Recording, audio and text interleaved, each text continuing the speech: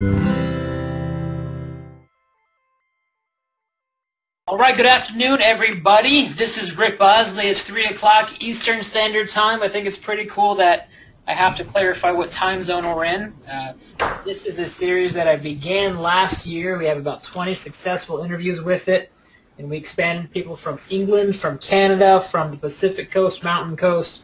So really neat that we're getting that exposure, and I really can't take the credit because I'm just a facilitator. So we're going to go ahead and get started. A couple of things for some minutia paperwork, not paperwork, but details.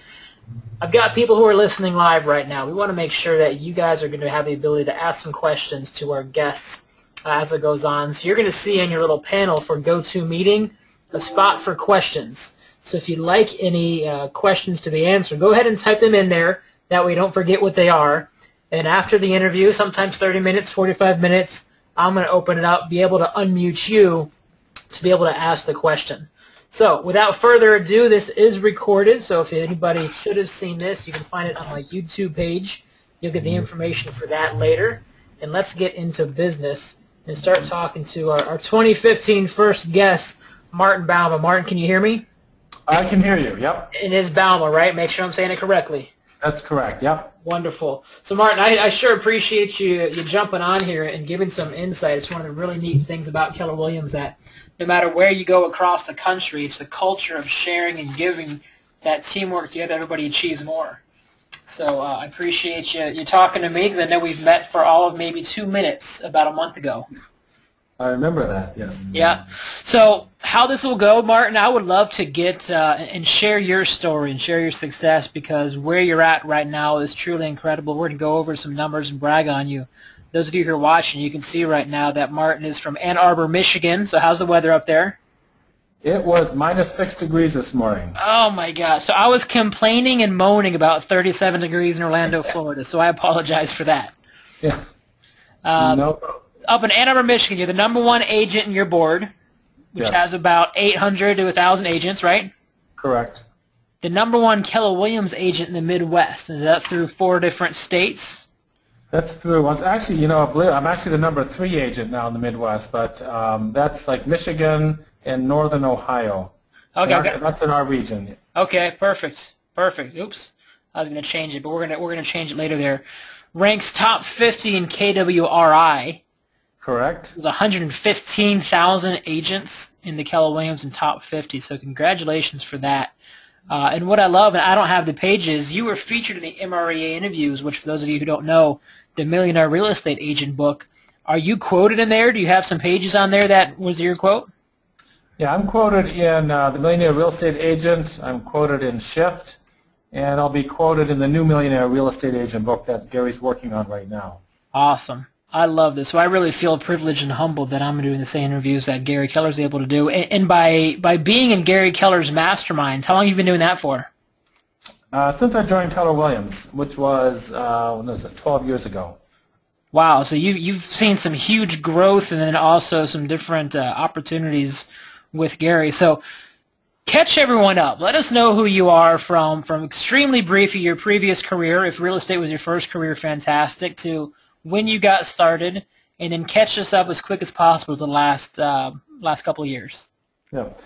I came to Ann Arbor to go to the university, get a bachelor's in biochemistry, which I got, and was going to go to medical school, and that didn't happen. So I decided to sort of serendipitously fell into real estate. I failed miserably, and I always like to tell people the story that I had actually had 3 brokers tell me I didn't have what it took to make it in real estate. Wow. I finally did get hired, and I worked there for about, 6, 8, 9 months, and one day I get a note in my box from my broker telling me that I didn't have what it took to make it in real estate. I needed to do 1 deal a month, and I wasn't doing that. And I was so humiliated I didn't even dare talk to him.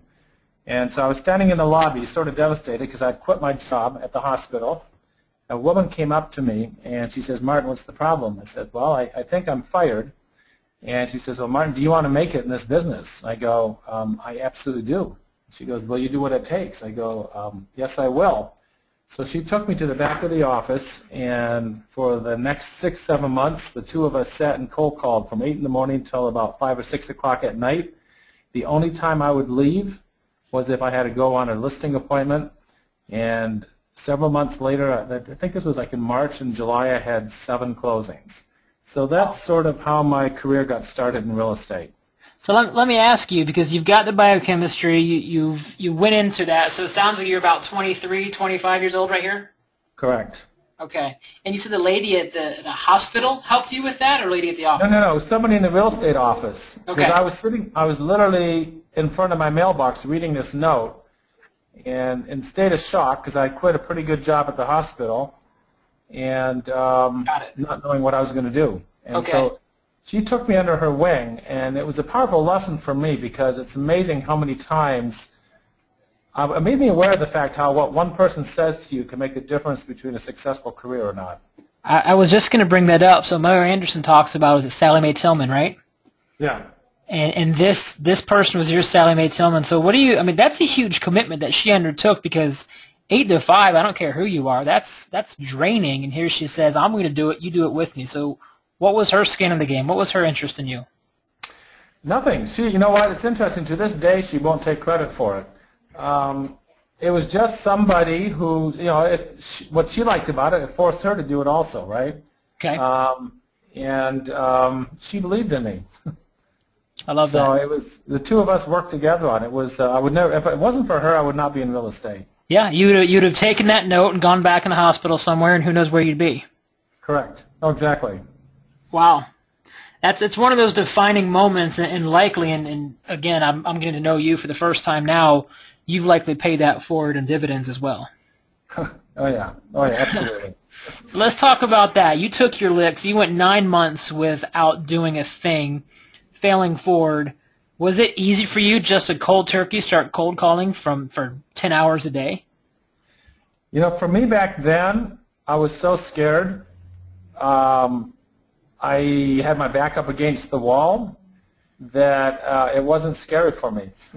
Okay. I guess the fear of not having any money. I'm not going to say it wasn't easy. It was definitely uncomfortable at first. But it's like a lot of things. Once you start doing it, all of a sudden it becomes very normal. Sure. Well, in Bold, they teach us that you're more likely to move away from pain than towards pleasure. And exactly. When you had money, then working from 8 to 5 cold calling is towards pleasure. Until you don't have money, now you're avoiding being homeless, and that's painful. So you move a little bit quicker. Exactly. So now, fast forward. You said you joined 12 years ago. How long were you in real estate before you joined Keller Williams? And tell me about that transition of what about the Keller Williams attracted you. I was in, I've been in business now, 28 years, a long time. And I was with Coldwell Banker, and I was with one of the large companies. Long story short, what they were doing was basically trying to take my leads away from me and sell them back to me. It was basically the traditional model where they steal from the successful agents and give to the unsuccessful agents. We love that part-time. Yep. Yeah, and so basically what happened is our manager left, and she started a Keller Williams office in town, and I stayed the summer at Coldwell Banker. I didn't really want to leave, but they weren't changing anything, so I moved over to Keller Williams after the summer was done. And you were already a big producer if you got welcomed in with open arms to Gary Keller. So what was your business at that point? Gosh, I think when let's see, I have my numbers in front of me. When I went to Keller Williams, I was doing about $9-10 million worth of a year of business. Okay. My first year at Keller Williams, the next year I did $17 million. Wow. And that was 2003. That was, oh wait a second, I'm looking back. Was it 1, 2, 3, 4, 5, 6, 7, 8, 9, 10, 11, 12, 13, right here. Okay, no, excuse me, I went back too far. $25 million is what I did at KW. Last year, Coldwell Banker. $32 million is what I did at KW the next year. Got it. Do you give credit to that to Keller Williams? Or the market was getting hot at that point, right? Ready to go up in that 2005 bubble. Correct. Do you give credit to Keller Williams? Was it the market? Was it you? What do you think did that? It's a combination, because when you get to Keller Williams, like I was lucky in that I immediately qualified for Gary Keller's. Back in those days at $25 million, I qualified for his mastermind. Sure. And back in those days, it would be Gary Keller with maybe 10 or 12 of us sitting around the table for a whole day. Yeah, sweet. Very different from what it is today. Sure. Although he's now back to where he just takes the top 100, and we meet 35 per day. So it's sort of nice. But when you're immediately exposed to all this training and all this thinking, it definitely propels you forward. So when you came over, you already had a successful business. You're already elite in the top 1 percentile. Yet now it's a whole different world. What habits did you have to break when you came over? When I came over to Keller Williams, what habits did I have to break?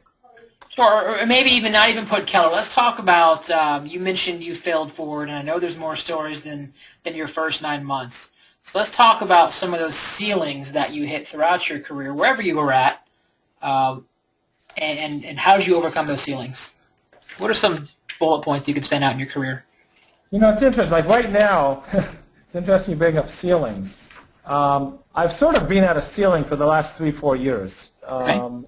Right around 2 million GCI, a little bit under, right in that range, and I have not been able to break the 2 million GCI. I mean, I've just been stuck just below that now, I think, for 5 years in a row. Mm-hmm. So I've started to go through a thing where, you know what I'm doing is brought me to where I'm at. It's not getting me to the next level. So I'm right now going through massive changes in my team. I'm getting rid of non-productive people. We're very, very strong in recruiting talent. I've changed my work habits. I haven't prospected. Well, what I've always done very consistently, because always people say, "What's your magic pill?" There is none. I call 10 people a day. I do 5 handwritten notes a day. I just do a whole bunch of small things consistently every day, and I've done that for years. I realize if I want to get to the next level, we've got to definitely increase the prospecting, because I've been very heavily marketing-based. Mm-hmm. So we're moving into a marketing-based, prospecting-enhanced business. I brought on ISAs, I brought on extra buyers agents, and I brought on somebody to help with the listings. So I'm going now to a whole new level so that I can get through to the next level. My goal this next year is to grow 75%. Love that. That's huge. So what was your end-of-year numbers for 2014? 2014, my volume, my commission was 1.75, 1,750,000. Yep. Which is actually below the year before. But one of the things I learned when you start making transitions, getting rid of people who don't want to grow with you and things like that, you actually take a step backwards. Sure. But we are completely positioned now to just burst through the ceiling next year. So you were just shy of around 60 million, right? And you're looking to grow by 75%. So you're going to break the 100 million mark. Yeah, our goal is to do 3 million GCI. So 90 million. I love that. 106 million, yeah. Yep. So you mentioned on there marketing-based prospecting enhanced. Did you mean to say that, or are you going back to prospecting-based marketing enhanced? No, I'm still very much marketing enhanced. Marketing-based. Marketing-based, prospecting enhanced. Prospecting enhanced, correct. Okay. So tell me about your team structure. Who do you have working with you? Because that's a lot of business doing. Yeah. So how we're set up now, going into the new year, I've got 3 buyer's agents. I've got 2 of them who have been with me for 12 years. Very knowledgeable, very sharp. They're doing the high-end market. I've got one younger one, a young man in his 20s who came on board last summer. He does the lower end. We've got a showing specialist for one of my high-end buyer's agents. I've got an internal salesperson, and that person is the one who responds immediately to all the internet leads that come in, and he also calls around listings, calls around open houses, does a lot of outbound calling. Okay. Then on the listing side, I've got myself. I list everything over 300, and I got a listing specialist who lists all the condominiums and homes below 300. Okay. Admin-wise, I've got a listing manager. I've got a receptionist, and she helps the listing manager. I've got a closing manager who's been with me 21 years. And then I have got a marketing person who works for me 20 hours a week. And I have a COO who's now running everything for me. So you're like a 6.5 level, right? Yeah. And then I've also got a courier, a part-time courier who 3 days a week delivers things around the city. Okay. So your team's not all that big for the amount of volume you're doing with, I counted 5 licensed people, 3 buyer's agents, showing specialists, listing specialists? Correct. So you mentioned standards. You mentioned the discipline of holding them accountable, of getting rid of the non-productive people. So what are the standards? If I'm a buyer's agent or a listing specialist and I want to work in your team, what's your minimum standards I've got to do to accomplish? Well, bottom line is this. They have to do a minimum of 3 deals a month. And this is an interesting thing. So I have 2 buyer's agents that are very successful. They do anywhere from 40 to 50 transactions a year each. Mm-hmm. They've been with me a long time. They do very well with the high-end buyer because they know that market. The problem is they're very good salespeople, and they're not the best at doing paperwork or updating top producer and all those type of things, right? Yep. Which creates a problem because you start creating silos within your team. I am going to let them coast because they're producing. Anyone new coming on board, we got very strict standards. You got to be in the office here at 8:30 in the morning. We have a huddle. We're going to do, we do scripts in the morning with a 9 o'clock huddle. They've got to update all their notes in Top Producer. They've got to fill in their top 10 form once a week. They've got to update their listing, their buyer appointment forms daily. So I'm going to ask you to slow down here real fast. Update notes in Top Producer. This is just having a consistent follow-up system, right? Exactly. Yep. Mention top 10. What is that? Then top 10 next clients that they foresee? Yeah, the top 10 are who are the top 10 people who are going to do something next. Okay. I'm all about visuals. You know what I mean? It's even with Top Producer, with to-dos and everything, you lose track of what's important. And so the top 10 list, and they bring it to every sales meeting, and we go through it. Yep. So the listing department knows who the top 10 is, and it also forces them to stay focused on the top 10. And you review this weekly. Because what I love what we're doing right now, and I tell this to agents all the time, if you're a single agent or if you have a 6-level team, everyone has a team of 13 or 14 people. The difference is if you've hired the other 13 and you have one job, or a single agent, you have all the jobs still. You just are responsible for everything. So You're saying moving forward, they don't have a job unless it's 8:30 a.m. at the office, following up, script and role play, top 10 next people, staying focused on prospecting. Right. And then you've got your team who does your administration behind you. So I love that there. Right. When did you finally say, you know what, I've got to create standards? Because you have the people in there who've been grandfathered and they're producing, and you said, you know what, you guys are in. What do you think was the straw that broke the camel's back that you said, I'm going to change the accountability? Was that recently, or did something happen to you? There's a saying. They say you can see who's swimming naked when the tide goes down, right? Okay. When things are going really well, you sort of don't care about stuff. But this year, when I started to see my business dip a little bit, Yep. I started realizing, because this year was a tough year. For instance, listings were so scarce. It was, we were still the top listing agent in town, but our listing business was down considerably over the previous year.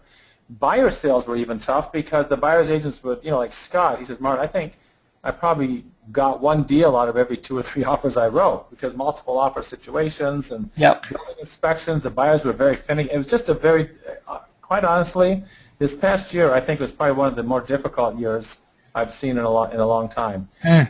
So when that happens, I started realizing, wow, we got to capture everything, and I was realizing that the 2 top buyers agents were cherry picking left, right, and center. And then you start getting like, oh my God, what about this? What about you? Realizing, wow, they're not doing this. I don't know, And I started really realizing that a lot of stuff was falling between the cracks.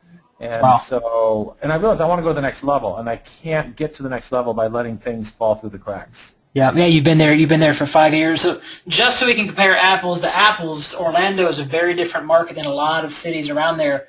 What is the Ann Arbor market like? When was your peak? When was your crash? What sort of growth have you had in the last couple of years? Our peak was really 2006. Okay. And it's hard to believe that was 8 years ago already. We are now, in most of the city, we're pretty much back to the peak prices. Okay. You get into the outlying areas, and they're still off by about anywhere from 10 to 15% from the peak. Okay. But the city itself is pretty much back to where it was. What's your absorption rate right now? Is it a seller's market, buyer's market? Of course, it depends on the price point. Sure. And price point in neighborhoods anywhere from like 2.5 to probably 6 months. Okay. So now. creeping back into balance, but still very much the sellers there, which is that multiple offer. And we saw that in Orlando really last year, and from 2012 to 13, 13 to 14, about 20 to 25% growth in price point year after year. I was worried about if we do this again, there's another bubble that's going to pop. So it slowed down dramatically. I had about a 10% growth, and I foresee it slowing down to much more of shifting almost to a balance back to a buyer's in a couple of years. So it's interesting because Orlando, Nevada, parts of California, Arizona, we tend to be the first people leading that trend. So our peak was 2005, which is consistent with you, and the Midwest followed about 6 to 12 months later. So you just got to find out what's going on in Orlando, and you can have your crystal ball, Martin. Yeah, that's right. Right. So I want to tap into the brilliance you've had with Gary, because he has mentioned, I went to expansion systems orientation, and he said of all the things he's done, ESO will be his legacy. Tell me about that. Do you have plans to do expansion? What do you think about it? How would it work? How would it not work? What would the trials be around that? See, that's also one of the things that sort of triggered me with standards. It's funny because, I've always been known for having systems, and we're pretty systematized and everything. But going to the expansion classes made me realize that, whoa, we're nowhere ready for that. And I think, if you're going to expand, you've really got to have your lead generation system in place, and you've got to have systems in place, like a franchise book almost, so that there's, everything is in line to follow. And that, I'm definitely planning on doing that. That is one of our goals for next year. Okay. We just are changing our entire website to start taking advantage of that, to create lead generation systems. But we're doing it very carefully because I've watched a lot of my friends go into it really quickly and lose a lot of money. Sure. Well, it's scary because it's exciting and you think you can duplicate it. Tell me about, are you going to keep it within what they recommend of within a couple hours at most? I'm going to keep it within an hour. Within an hour? Yeah. Okay. I love that. So as you're talking to Gary for 12 years, what are some of the nuggets, the takeaways that Gary's taught you with the wisdoms, or maybe that when he said it, you fought it until you failed yourself? Tell us about being a fly in that wall. Yeah, probably, I'll tell you what, the biggest thing ever, and I've heard it forever and ever and ever, and it finally really, really sunk in last year towards the middle to end of the year, is talent corrects everything. And it's amazing how many times we hire people, we don't do it properly, they're okay, they're not even necessarily good, they're definitely not great, but we don't have the energy to take the time to hire the right person, so we settle, and then we don't grow. And because we're spending way too much time dealing with donkeys as opposed to a thoroughbred, and so that probably, actually for Gary Keller's top 100 now, he made a rule in September that everybody that goes there has to take a recruit select twice a year. Yep. He feels so strongly about that because a lot of the discussions are all about talent. Yeah, I got this person, and it's amazing when you hire the right people. It makes all the freaking difference in the world. And so that it's really interesting how Gary's transition from, when we first met was like, how can you do more business and all that, or how can we increase our, our listings, and to now it's all about business. I would say the top 100 now, pretty much all are just pure business people. It's almost at that level. That you, if you're still writing contracts, it's from a very, very limited base, so that you're now running a multi-million-dollar business. Right. I love the standard he put in place. That I believe you have to attend it twice, right? Twice, and we have to be coached by a MAPS coach. Be in MAPS coaching. So, why do you think he did that? I mean, you mentioned a lot of the conversation was around complaining about talent. If they would just go learn how to write the right talent through Recruit Select. Were you a believer of that curriculum before he made you do it? Or did now, by him forcing you to do that, you're seeing things differently? You want me to be honest? Please. No, I was not sold on Recruit Select. Because I always still felt, it's sort of a gut thing, right? And I just realized, well, the gut, I've actually been very lucky. I must tell you, I do have some incredible employees that I did through the gut check thing, but I also had a number of employees that weren't great. Sure. And no, the Recruit Select, what it does is the whole process, not even just of hiring someone, but being aware 24 hours a day that you're looking for talent. Right. So everywhere I go, it's amazing now. The people that I'm hiring are not people I'm getting from ads. They're people that I see them at a department store and I was impressed by them, or they approach us, or because they saw, they see we do business, or I don't know, or clients refer them. It's that, vendors refer them. Mm-hmm.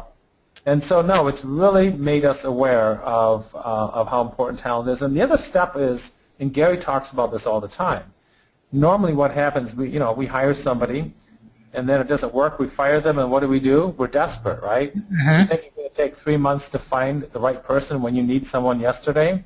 Right. So what do? You go right out and hire the first person that walks in the door, and you're right back to where you were. And so, without the trade. And we probably held on to the bad talent too long for fear of not having anybody. Well, my coach says, Martin, he says, what would you do if you were not afraid of losing any business? How would your team look? And that's a powerful question. It's interesting because about 2 years ago, my right-hand person, been with me 10 years, left, and very abruptly. And I always thought, gosh, if she ever left, I'd be up a creek. Yeah. And you know what? I wasn't up a creek. As a matter of fact, my business grew a little bit. So I realized that when you've got a really strong system, a lead generation system, and everything else, you can survive people leaving you. I think that's probably one of our number one reasons for not making the right decisions about talent, about employees. Is trusting your gut too much was the number one decision? What's that? You said what was the number one decision of making wrong hires? The number one decision. You just wrapped up with something. That was the number one something? I think the biggest reason that we don't do the right thing with employees, like getting rid of someone that's not good on the team, is because we're afraid that our business will fail or will go backwards. Got it. But I've learned that any time that a key person's left, that has not been the case. And so you're seeing the contrary, that they're actually slowing you down like the cog in the wheel. Yeah. Now, there's the second part that's usually neglected more than promoted of Recruit Select, and that's train, lead, motivate. I'm writing down with your staff, you've got a 21-year someone sitting with you, so almost in the beginning of your career. You've got 12-year-long buyer's agent, so you know how to lead and motivate. So tell me about that. Do you embrace that curriculum as well, or what are some of your what's the reason that you have such great retention with that staff? Because that's another frustration is it's entry level, so are we losing people? And I remember you said something very astute at the end of Recruit Select, so I think it'll come out here. But tell me about your retention, because you've got a great team with longevity behind you. Yeah, it's interesting. Number one, I hire people as professionals. I don't, it's interesting in this business. A lot of people will hire someone, I'm going to pay him $10 an hour, see what, and then maybe give him a bonus here and there. Well, guess what? You're not going to get a professional person at $10 an hour. Right. You know what? You're going to get someone that's jumping from Hardee's and McDonald's to your office to the dry cleaners. You know what I'm saying? That you're not getting a career-minded professional person. And so, number one, if you're going to sit and hire people that you want to have retention, you've got to hire them, treat them as professionals, and pay them like professionals. Rule number one. I think the other thing is I'm a good boss. I mean, I'm not someone who screams, I don't yell, I have high expectations, but I'm easy to get along with. We're very we've got a phenomenal reputation in our town. I mean, people are proud to be part of our team because we got such an excellent reputation, and we uphold that at all times. And it's exciting when I'm always trying new things, and I'm very open with my team. I enjoy getting input from them. It's interesting. I'm really starting to get involved in leadership, and I realize I'm really not a good leader. At least I always never thought I was. Obviously, I'm on some level because I'm able to, keep people around for a long time and they're happy and everything like that. But I'm working now on moving. I would consider myself a level 3 leader, and a level 4 leader is where you actually help other people grow and change. That's what I'm working towards doing next. So level 3. So I mean, you're talking about the 5 levels of leadership. Yeah. Okay. So level 3. So what would you say? I'm not a good leader with the words you used, yet your track record says otherwise. So what would be the biggest difference if you woke up tomorrow and you were a level 4? What would change in your world? What would change is You know, it's interesting. It's funny. A lot happened to me this last year to where I was really going through. I wasn't doing very much on purpose. Okay, I was at this level doing just under $2 million GCA. I'm very happy. I'm you know, got a beautiful house, beautiful family. I've got my investments. Everything's going very well, and I just was cruising along. I took Bold this summer, and that was where I literally got. I got shook up to where Hank Evanquist, our trainer, says, Martin, you guys have to make 20 phone calls a day. I mean, you have to talk to 20 people a day. And I thought, I can't do that. I don't have time for that. I can, for me to talk to 20 people, I have to call 120. Mm-hmm. And so I went through this whole thing where, gosh, maybe, I hated it. I thought, maybe I'm done growing. Maybe I don't want to do this anymore. It's not worth it. And I went through this huge, what it was, a turmoil in my mind, and it finally came out on the other end that I realized, you know what, I really want to do grow, and I've got to start doing things on purpose. And so one of those things was I've got to become a better leader. And so, I wake up every morning at 5:30. I do the Miracle Morning. I started doing that, which has really changed my life. And I'm now growing and realizing I've got to become a proactive leader to the people that work for me, and I want to help them become better people. And as they become better people, the entire team will become better. I love that, because I just left my ALC retreat today, and we had a very passionate discussion about Bold. Hank is a friend of mine as well, who was our Bold instructor last spring, so he's fantastic up there in Michigan as well. So you are literally in the round circle table with Gary Keller on a regular basis, making $2 million in GCI, and you're going to Bold. What did you love? What did you not love about that? And how did you overcome it? Because there's a lot of limited beliefs or people allowing their dislikes of Bold to outweigh the benefits of Bold. So tell me about that, and will you go back? Yeah. It's interesting. I had to fight a lot of things. I'm not a rah-rah person. Yep. I'm very even-keeled, very level. I'm not at all rah-rah. Okay, so I didn't like that stuff. But what it did, it got me. It's interesting. We know a lot of these things, right? We know a lot of the quotes, and it made me start doing a lot of things proactively again, as opposed to just going on rote memory. It got me back to scripting, and it got the team back to scripting, and made the team very aware of the importance of prospecting. So it just sort of created a reset in my mind. Sure. So those were all the positive things I took away from it. What I don't like is, I hate it where they say, okay, everyone jump up and down. That's just not me.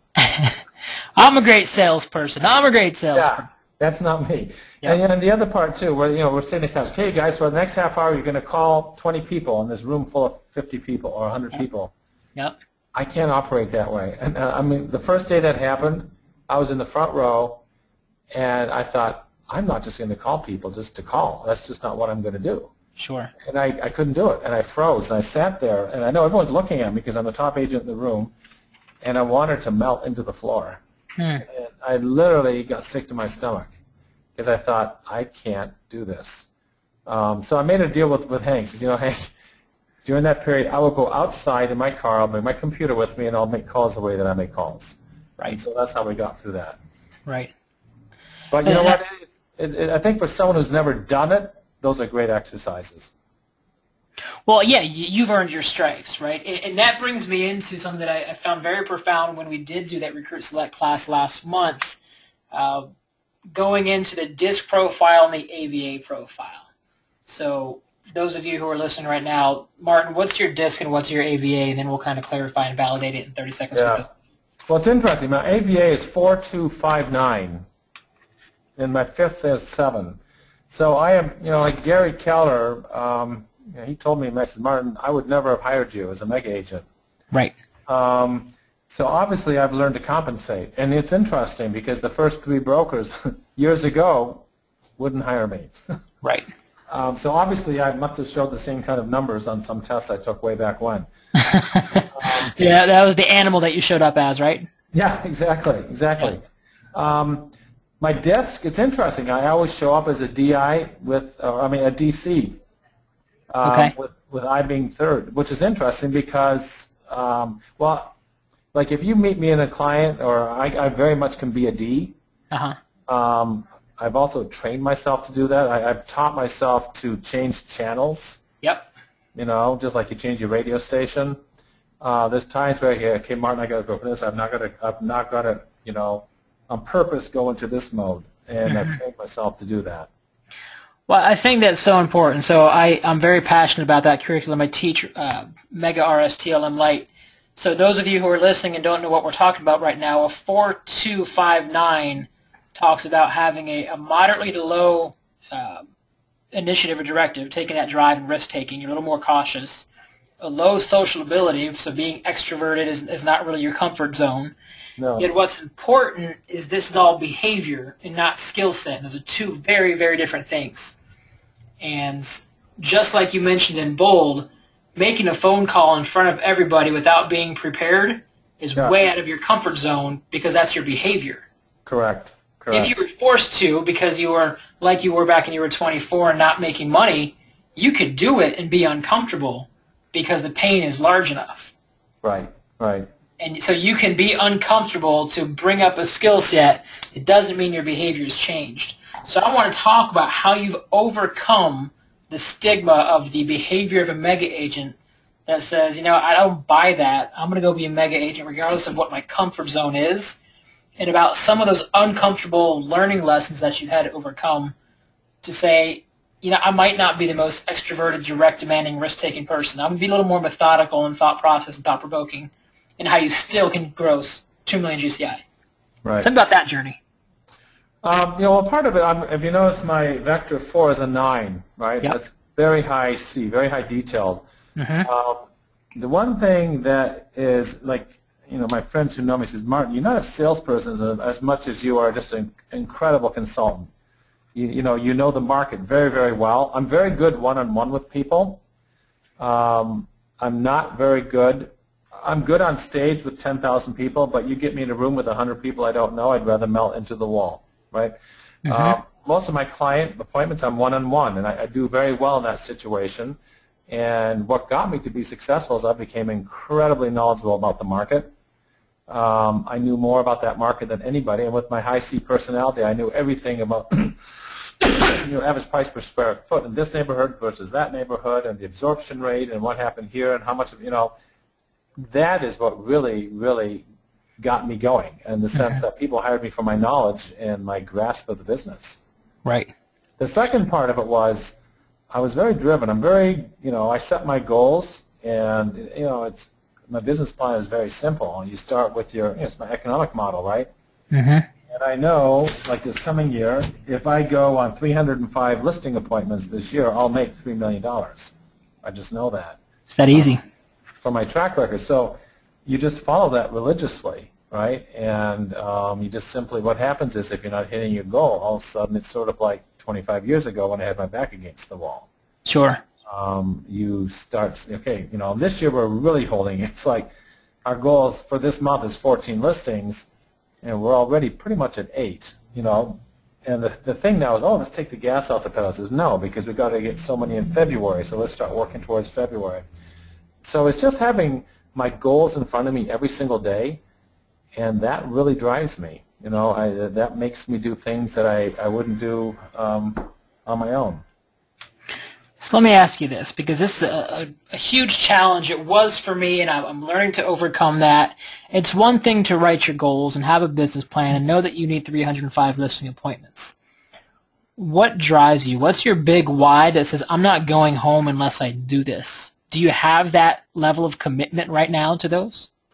It's funny. People always ask that question, and you're supposed to. I always feel like I'm supposed to have a real, super, spiritual answer and all that. Probably the number one thing that drives me is I want to be number one in my market, and I want to be very successful at what I do. I also want to, it's very important to me that I provide a life for my family and take care of my family. But the real thing that drives me is I'm very competitive. And like I said, I've always been number one in Michigan and the Midwest. Mm-hmm. Now there's 2 agents that have beat me.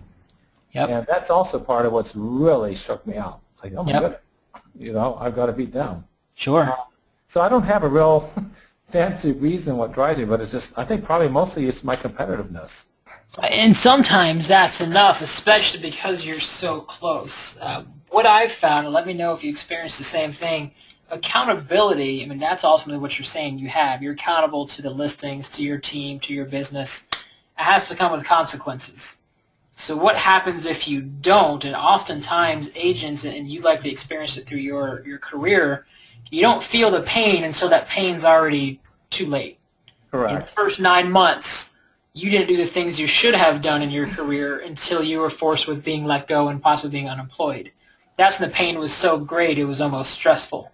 Correct. Have you put any triggers or tricks in place to say, I'm going to feel the pain a lot quicker, maybe a 411, maybe with monthly goals, rewards, consequences? What keeps it on the forefront that doesn't tell you you can always make it up in the next quarter?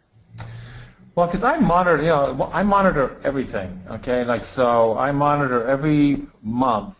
Well, all my staff. I'm an Excel spread king. I mean, I love Excel spreadsheets. Mm-hmm. Everything from the number of leads that come in, where they come from. So every month I get a report. We got so many leads from Zillow. So many came from my listings, and so many came from the zip codes I bought. Likewise for Trulia, for Realtor.com, my own personal website. How many came from the signs? How many came from brochures? So I know exactly where everything's coming from. Then I go down to how many appointments to give from each of those sites, and then how many closings and how many dollars did we make from each of those sites. So I monitor all that kind of stuff. So I can start seeing, hey, the leads are drying up, okay, because that's step one, right? Right. If I can see the leads are slowing down, I know what the ratio needs to be, and if it starts falling off at the lead point, we need to do something to up the leads. Right. Okay, whether it be more, more open houses or more cold calling or calling our clients or more mailings, whatever it is, we need to up that. But the biggest thing that I really, really watch is buyer appointments made and listing appointments made, because those are the leading indicators. Closings are lagging, right?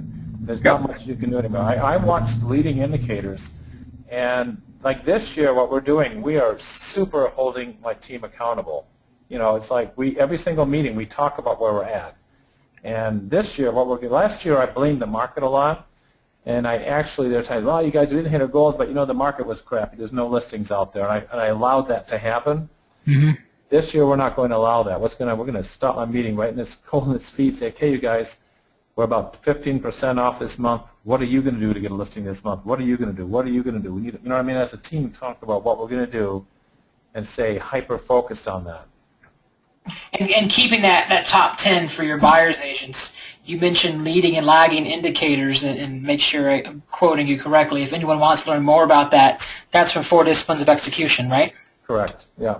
Perfect. So it's a great book with really what are you tracking, and you pretty much said, I know my numbers in the economic model. I'm taking a look at what goes in the funnel and letting the process take care of itself. Yeah, yeah. If you can control the appointments for 305. So what's your bread and butter? What's your niche? If you were to say 305 listings, what's your niche? We sort of have 3 niches. We dominate the condo market. Okay, we're the top condo agent, and that generally is a market, probably say 250, 100 to 250. And these are a lot of condos at the residents we have a huge university here and a medical complex, and that's the grad students, the medical students, all of these people buy those condos and flip them constantly. We do a lot of business in the downtown condo market. That's high end, and that's probably 500 to $1 million. Nice. And then we have the bread and butter is probably the ring subs around the city. These are all the newest subs that were built over the last 10, 15 years.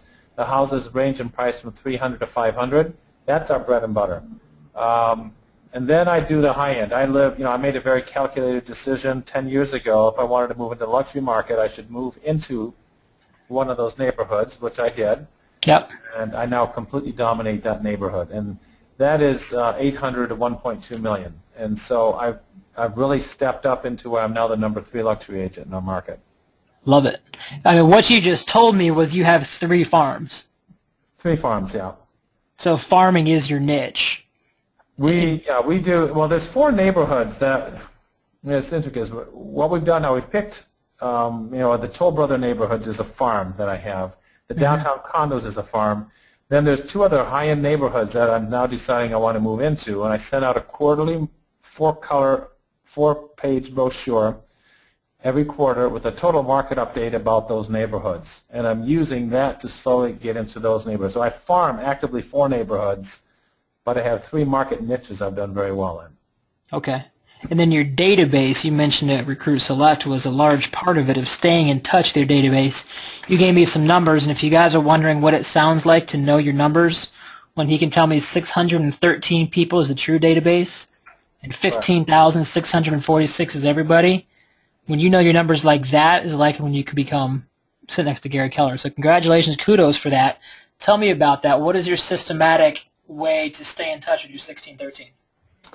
What we do, a couple of things. Every client that goes in our mailing and goes into our database that we've worked with immediately gets put into our email newsletter.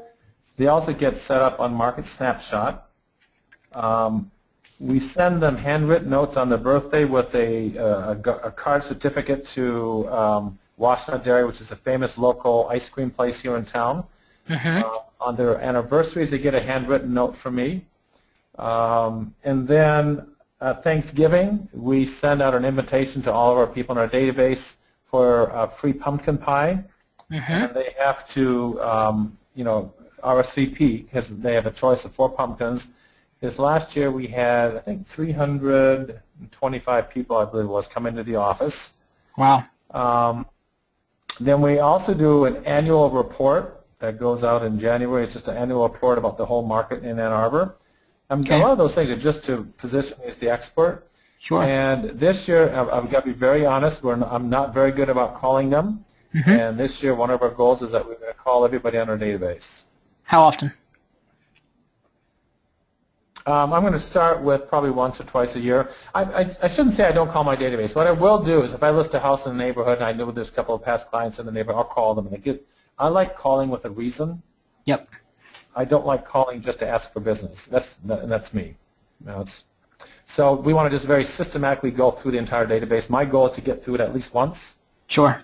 And it's funny because a lot of people, it's interesting when you talk to a lot of the top agents. A lot of them, when you really ask them to be very honest, a lot of them don't call their past clients. Yep. And the interesting thing is, I have no problem calling an expired or an absentee homeowner or whatever. I have a lot of fear calling a past client because being rejected by someone that knows you is tough. Yep. Being rejected by someone who doesn't know me doesn't bother me at all.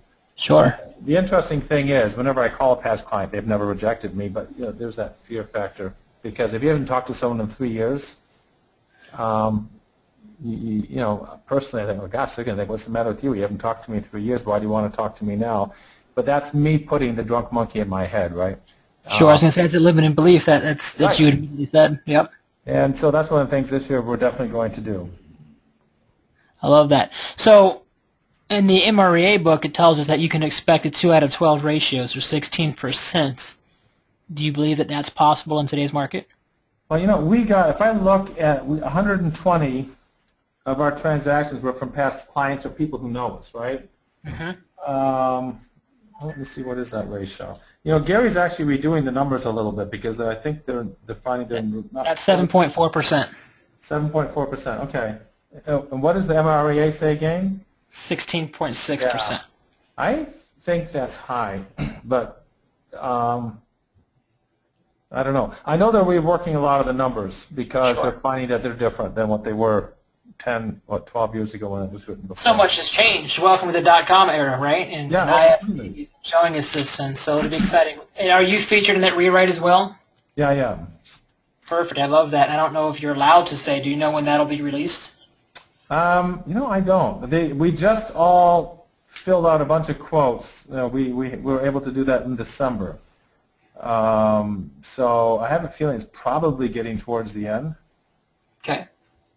Very cool. Well, I know we're wrapping up on time. We get about 10 minutes left. As you guys are listening, if you want to ask him a question that I might not have asked, or maybe you want to get some extra clarity, do me a favor and go ahead and write the question answer in the spot. That way I know who you are and I can unmute you. I want to summarize kind of the moral of the story. It sounds like for you, it's being aware of your surroundings, being aware of what's working and not, putting in standards, putting in accountability, doing a lot of things consistently daily. the handwritten notes that people kick and scream about, you still do 28 years later. And it sounds like you attribute a lot of it. And the number one thing is you're a business professional and you're an expert. You know your numbers. People trust you to know your numbers. You know exactly what you've got to do at the beginning, and you know your conversion rates to watch it at the end. Would that summarize it pretty well? I say you pretty much hit it on the nail, yeah. I love that. So you're in coaching right now. The next step for you is going to be to do a gross of $3 million, grow by 75%. So we're going to watch you through that journey. I appreciate that. What have I not asked you, or what's something that everyone needs to hear from you as they look to follow your footsteps? Yeah, you're asking like what book I read in coaching. The one thing that I want to point out, and it just really hit me, everyone's looking for the magic pill, right? Yep. And one thing Gary's taught me is, and I was somewhere where someone talked about this, the magic pill is books. Because if you think about it, here you've got somebody who spent 10 years becoming an expert at something, right? Then they take 2 years to put it down in a book. You pay $20, and you get to learn everything that guy learned over the last 10 years. Wow. And Gary made a comment. He says, you know what, if you read 20 pages a day, and the average book is 200 pages, that's 36 books a year. And where would you be if you were able to read 20 pages a day? Wow. It's kind of like anything in real estate. If you just break it down into a day, it's pretty manageable. Exactly, exactly. You said you've recently shifted your morning to have a miracle morning, which I know starts off with spiritual education. Tell me about your routine. What's a day in the life of you? I started, when did I start now? I started right after our Recruit and Select. And so I get up at about 25 after 5, and I start my routine at 5:30 with meditation and then affirmations and visualizations, and then I read for about 20 minutes, and I do about 20 minutes on my treadmill, and then I spend about 5 minutes just writing down my thoughts and my feelings for the day. And it's an incredible way to start. It's funny because I've never been a morning person, never. Mm-hmm. I used to love to sleep in. In my perfect world, I go to bed at midnight, 12:30, and get up about 8 o'clock, 8:30. I always get up probably about 7 o'clock, 7:30. But now I'm getting up at 5:30, and actually look forward to it because no one is bothering you, and your day starts on purpose. And I can't tell you how important it is when your day starts on purpose. Well, and I don't know where I heard it, but it made so much sense. Your day starts the night before. Yeah, yeah. Because you hit it on the head. If I'm staying up till midnight, guess who's snoozing through my 5:30 alarm? So it really starts the night before is when that goes. No questions have come through here, so I'm gonna wrap it up. We are obviously in Orlando, so you're coming down here in about 4 or 5 weeks. Yeah. Is there anything I can do for you as you're traveling or preparing to travel down here to a family reunion? If anybody has a hotel room, let me know. I don't have a hotel room yet. But so we were in Phoenix last year, and then when they announced Orlando, I had my MCA go ahead and book some hotels, and they were gone. Oh, I know. It's amazing. What I've learned for many years is that a lot of team leaders order tons of rooms, and then the week before, all of a sudden, they start giving them out because they didn't fill them all. Those darn team leaders. Yeah. Well, give me a call the week of. If you don't have it, I can at least give you some places that are within a cab ride or down there at International Drive to help you out, because they might not be that walking distance, but you won't be homeless for the week. And worst comes to worst, I've got a guest room. Yeah. Yeah. No, we'll find something. I'm not worried about it. So. Yeah, I have no doubt with that. Are you bringing your team down or just you? I'm just bringing myself down, yeah. Okay. And are you going to be featured? Are you going to be on the panel or stage? I'm on 3 panels. Good for you. What's your panels? One is on syndication. The whole thing, I've done an awful lot with Zillow and Trillia, and gotten quite a few battles with them, and so I have a lot to teach about that. Yep. Another one is about customer service. And the third one, what's the third one? I can't think off the top of my head. Well, we'll look for you. We've got 47 of our agents headed over there, so we'll make sure we earmark you and give you some support. Excellent, excellent. Hey, Bart, it's been my absolute pleasure. I appreciate it much. And next, in a couple of weeks, we've got Claudia, I believe. I don't know if you knew her already or if you guys just met, but she was also at Recruit Select with us. Yep. So yeah, I've known Claudia. She's great. Yeah, in 2 weeks on the 22nd, so if you know anybody in your current, even local market area who'd want to jump on there, to support Claudia. And then I'll be asking you later. We can do it privately, but I'd love your insight of who else would be a great person to add to this. I just love, for selfish reasons, talking to really talented, high-minded people, and we'll just keep this curriculum going. Absolutely. All right. Well, thank you very much. Hey, you bet. Anything else you guys want to see, you can find it on my website and also my YouTube page. Just search my name.